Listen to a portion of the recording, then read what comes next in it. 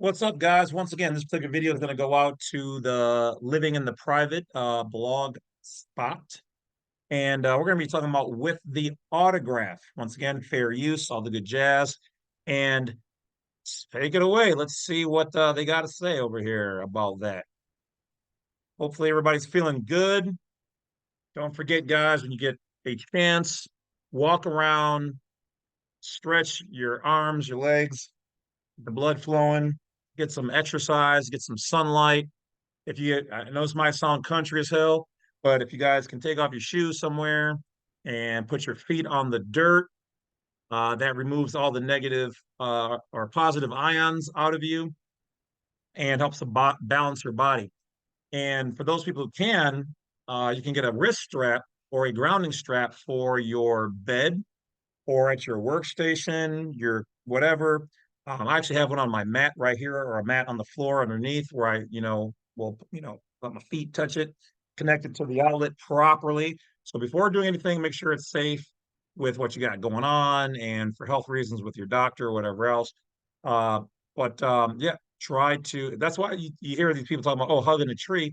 When you touch a tree is grounded and it pulls out all of the positive ions out of you. You would think positive ions are good, but it's actually negative ions that are good for you. All right.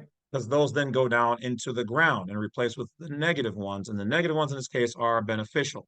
All right. So do your own research with everything you learn from anybody on YouTube, because that MF could be crazy. All right. So there's a lot of mental illness going on with people who seem normal and fine. You see it on TikTok, see it on Facebook, you see it on whatever else. And if you hear somebody promoting a crappy lifestyle, about doing drugs or having sex with anybody and everybody unprotected, uh, spending up other people's money, living outside of your means, these are mentally ill people. And misery loves company. They want you to play yourself out. If you play yourself out, guys, I'm not saying it's the end of the world, but just understand that they're making money off of you paying attention to their trash. It's like a train wreck. You don't want to look, but you just got to look anyway. And then they make money off of it by ruining your life. Most of those people that are showing those things, not all, most of them aren't living that way. And the ones who are living foul. So be better, seek to improve yourself and your partner and your family and everything around you. And if anybody's against that, then there's something wrong with them. But let's get to the video.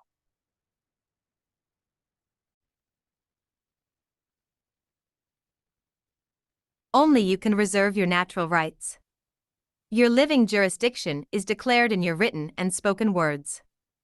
If you fail to declare your private living jurisdiction in the common law, the national law of the land, the public legal person actors will invariably make the presumption that you are acting as an accommodation party in joinder to a dead artificial legal person name, in the Admiralty Maritime Jurisdiction, the international law of the sea.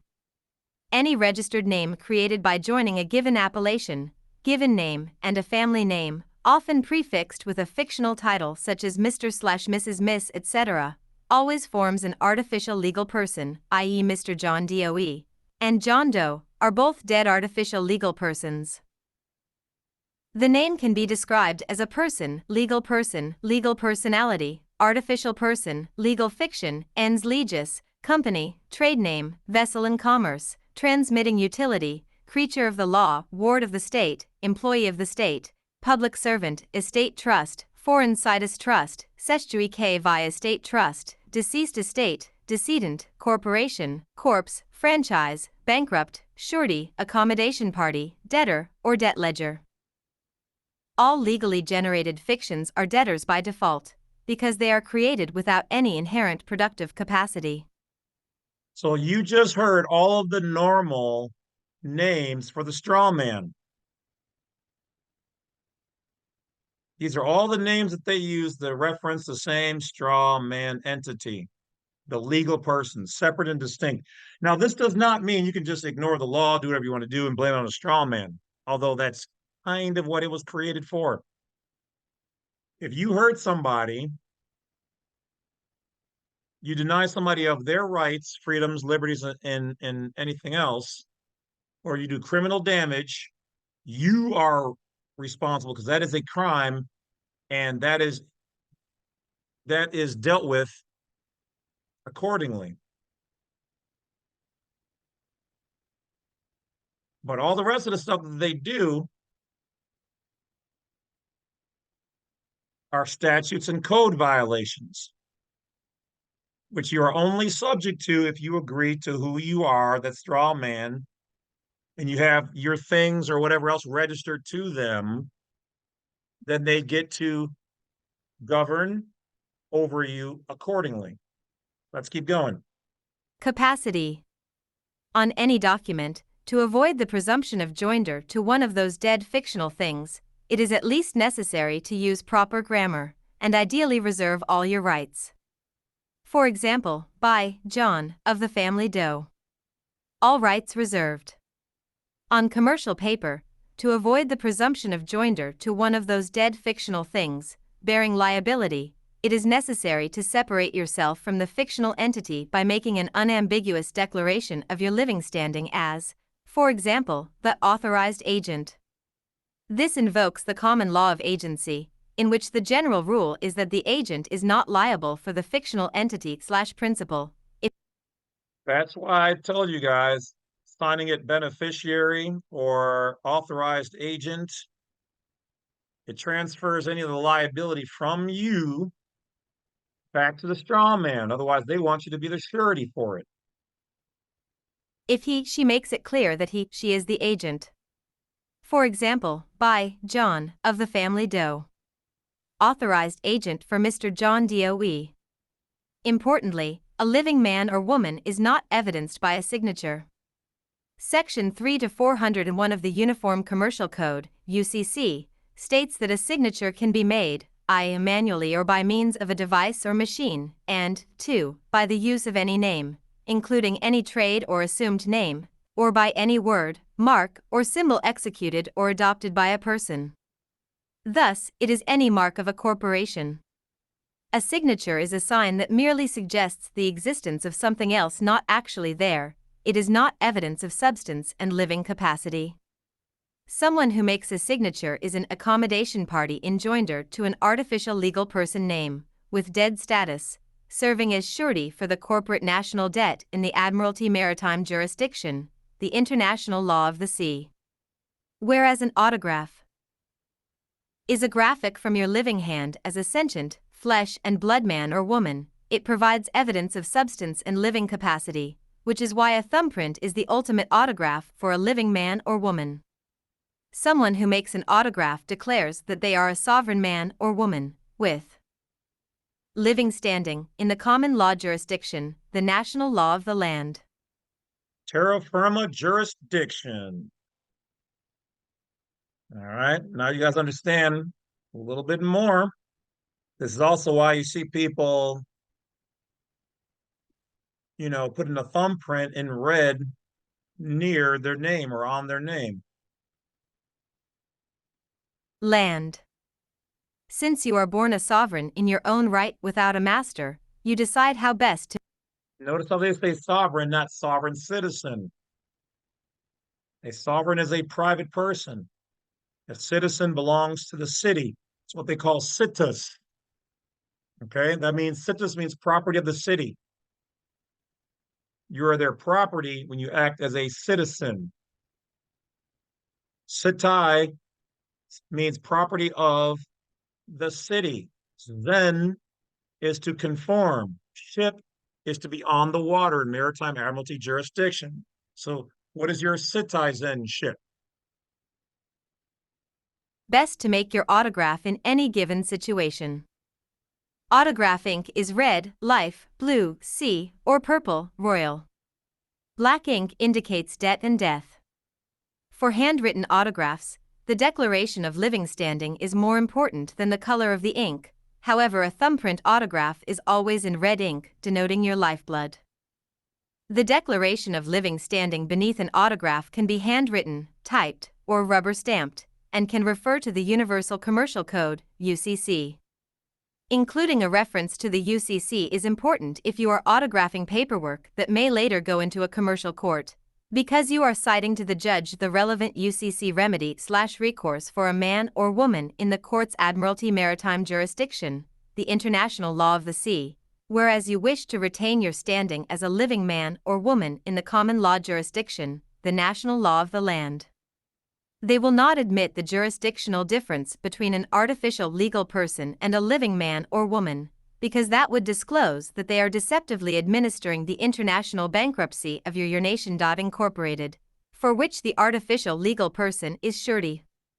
Write/print/stamp under your autograph, without prejudice pursuant to UCC 1-308. When you use without prejudice UCC 1-308 in connection with your autograph, you are saying, I reserve my right not to be compelled to perform under any contract, commercial agreement, or bankruptcy that I did not enter knowingly, voluntarily, and intentionally. And furthermore, I do not and will not accept the liability of the compelled benefit of any unrevealed contract or commercial agreement or bankruptcy. This is why I told you guys it is so important to use the UCC 1-308. I've had some of these suckers well, you know, tell police officers, don't let them sign that way. And then when we challenge them on it, they're like, well, that doesn't mean anything anyway. So, okay, then I'm gonna sign that way. No, no, but you can't. Wait a minute, what is it? Come on, man. Come on, man. I don't even know how to say this the right way or the nice way, so I'm just gonna say it. Some of you police officers out there are great. Some of you guys are doing some messed up stuff, and some of y'all are allowing people to do messed up stuff and you're covering for them. That's bullshit. But please tell me, out of all of you guys, instead of just listening to them, oh, that guy's a sovereign, use your minds and start asking, why are these names in all capitalized letters? Why are businesses in all capitalized letters? This must mean something. And if your superior, who knows what's really going on, who just doesn't want you to know what's going on, and the people above him all know what's going on, why are they telling you don't let them sign a ticket or whatever that way if it doesn't mean anything? And by law, you can't tell them they can't sign a certain way. They have the legal right to sign a document any kind of way they want. Any kind of mark, if it comes from them, is valid.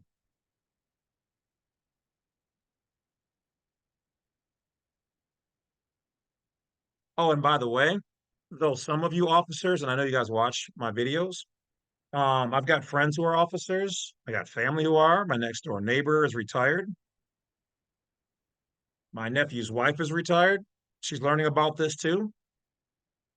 Next door neighbor sees my plates all the time. Asks me, what's going on with that? Oh, okay. Private citizen? Yep. All right. Cops that came over to my house. Private citizen? Is this an embassy? It's a micronation. Okay. Private citizen? Yep. Okay.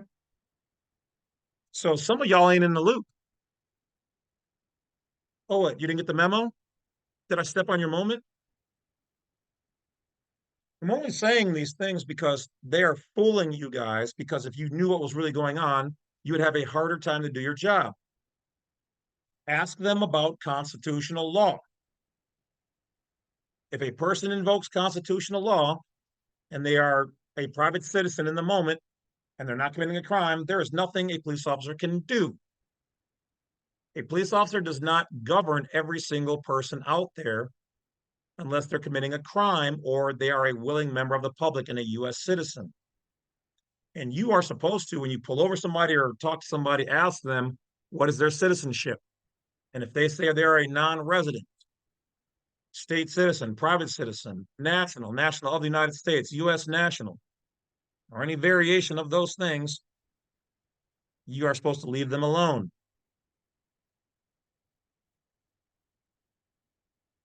A female sheriff out there, won't mention her name, was doing one of your seminars, and they were told by the people putting on that about right to travel. They asked, is right to travel a real thing? And the host said, yes. Leave the people alone who know what they're talking about, got their private plates if they haven't done anything illegal or criminal. And then he said, but there are some people out there who do operate as sovereign citizens. And those people you deal with. So they know. The awakening and awareness of this is spreading. I'm not mad at any of the police officers except for the dicks. There are some that are dicks, but there's a lot of them that are. There's actually more that aren't. But you know what? I don't like black people who are dicks. White, gay, straight, whatever. If you're a dick, you're a dick. I don't care what orientation, color, nationality, or whatever else you are. People who want to be against me and my information because they don't like me or like how I phrase something. Oh, did I hurt your feelings because I didn't phrase something right? You're mad at me because my YouTube channel does more than yours. Aw, you think I'm making more money than you? That may or may not be true. Aw, you're mad about it. What does that have to do? That you're just a hater. And people who get away with trash are trash people. This channel's about knowledge and truth. Everything I show is truth. However, you can, how should I say, you can take the same information and interpret it your way. That's fine. That doesn't mean my way is wrong. It just means that you have a different perspective on how to use the same information. And so many people out there want to be against us, even people in the same industry want to fight with each other.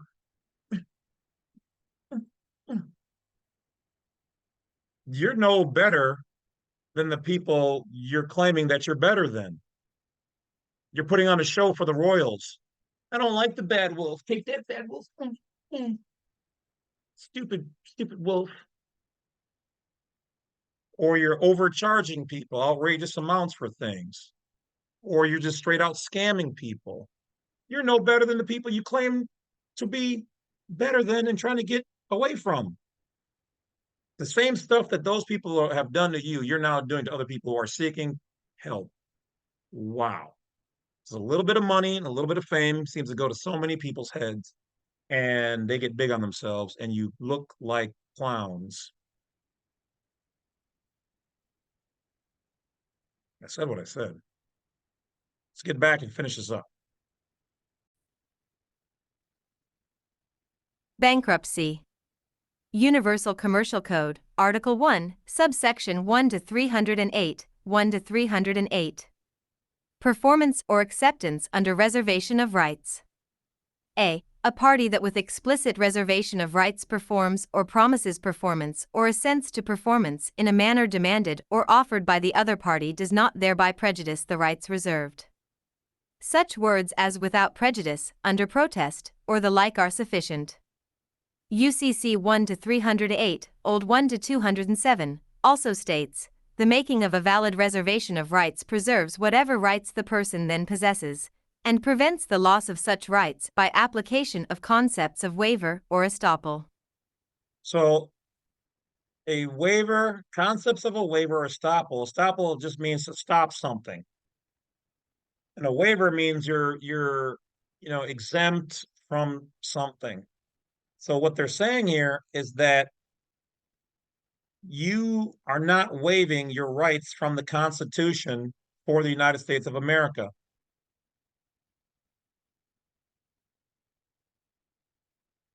That's what they're saying.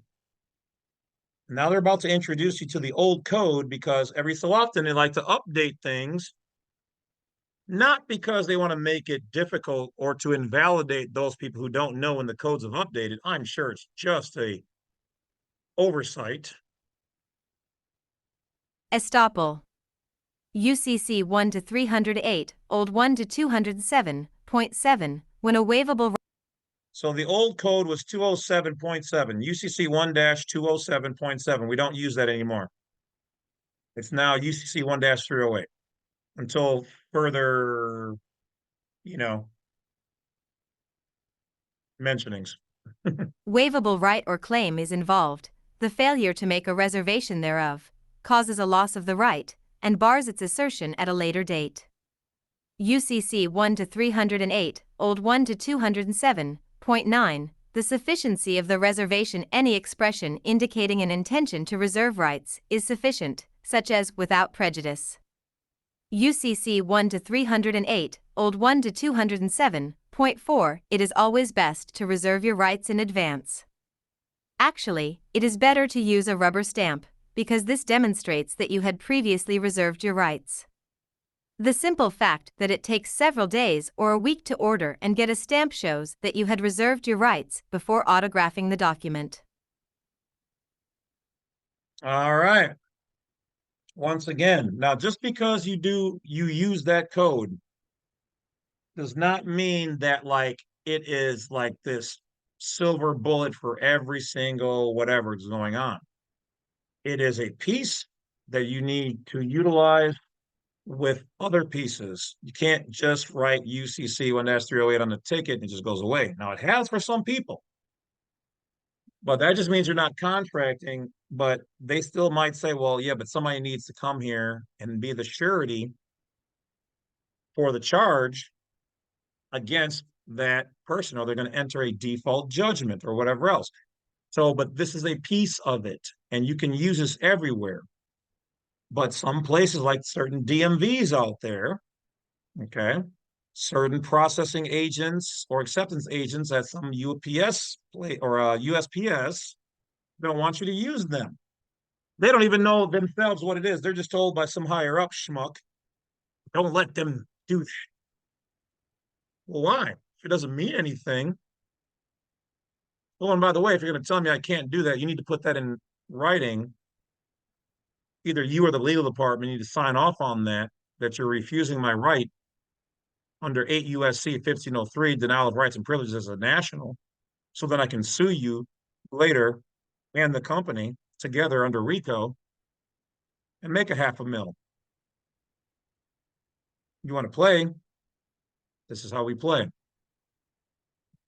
Just saying. It's not a threat. It's a fact of commerce. This is business. Know your rights, good people.